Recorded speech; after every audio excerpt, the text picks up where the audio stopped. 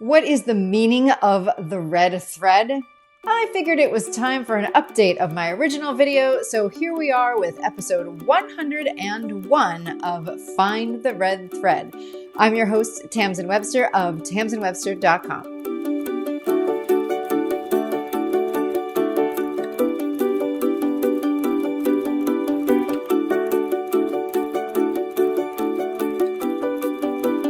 What is the red thread? Well, there are red threads in almost every major religion and philosophy around the world. And three of the main explanations of the red thread are particularly useful for you, not just personally, but for how you think about and talk about what you do as well. And that's why I call my process the red thread. And so perhaps this will help shed some light.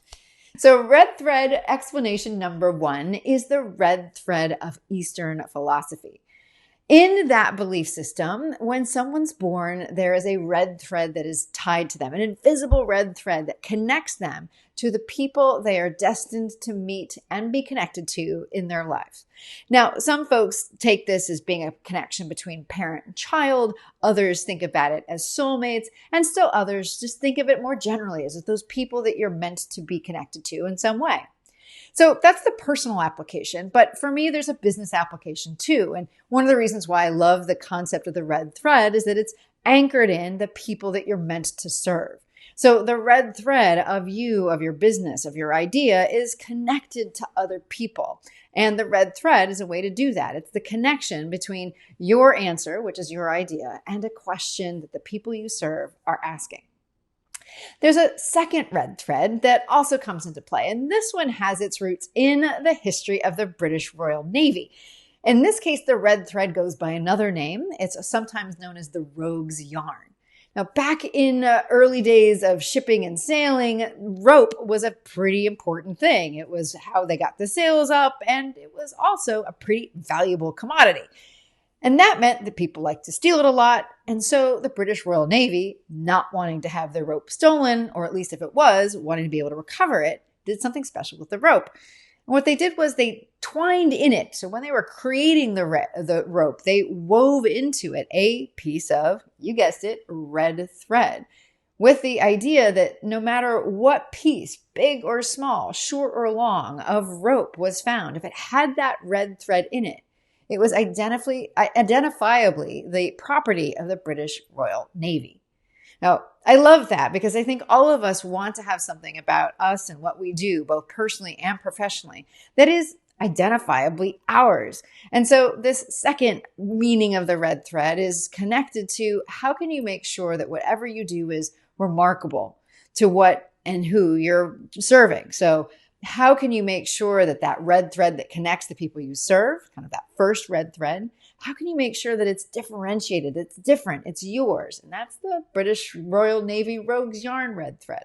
Now, red thread number three comes from Greek mythology. But before I explain that, let me explain how red thread number three is usually used, because it's the red thread that I work with most often.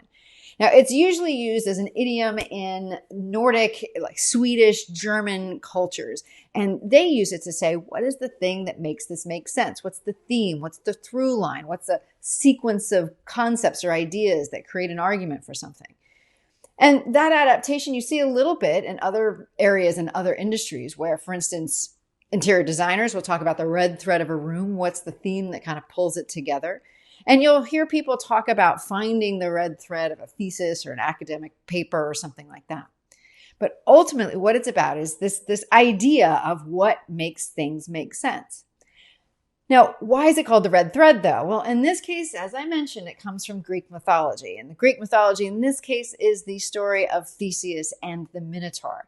So the Minotaur was a monster, half man, half bull, and it lived in a labyrinth that was so complicated that nobody, even the Minotaur, could escape.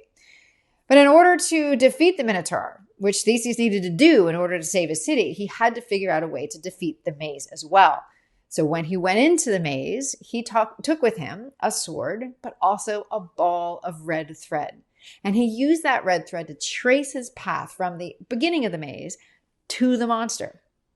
And the reason why I love this image of this red thread that guides you when you don't know where you're going is that a lot of times when we're trying to figure out what is it that brought us to a certain place? So personally, how did we get here from where we started? And professionally, how is it that we arrived at an idea?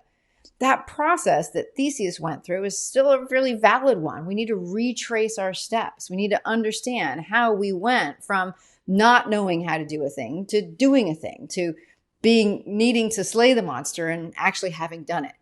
So that's why the red thread that I talk about is this retracing of the steps from a question you asked or your company asked once upon a time to the answer that ultimately is what serves your audience and is remarkable as well. So that's the 3 big red threads and how they tie into my red thread. And my question to you is, what's yours?